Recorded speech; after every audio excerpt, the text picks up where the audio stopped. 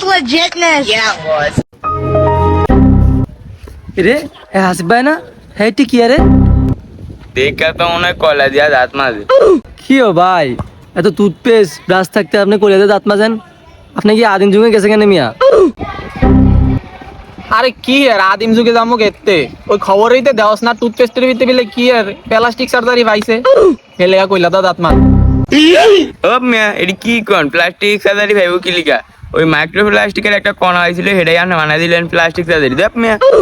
আরে তুই কে রে কি কস এই জীবনে স্কুলে দাঁড় দিয়ে গেছে এ কি বুঝবো এডি মূর্খ কইস না যখন এই দাঁতের মাজনের লাই কণাটি পেটের ভিতরে যাইবো আর যখন পেটের ভিতরে একটা ক্যান্সার হবে এসব বুঝবি যে আমি কি মূর্খ না ঠিক কথা কইছিলাম।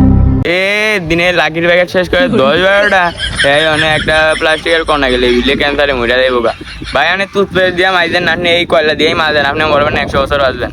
কথাটা গণার ধরলেই না তো যেদিন মনে কর তোর মায়া তোর লাশের কাছে কানবো আল্লাহ আমার উঠে বাঁচা দাও আমার উঠে ক্যান্সারে মরে গেছে এসব বুঝবি মর্ম কি বোস নাই।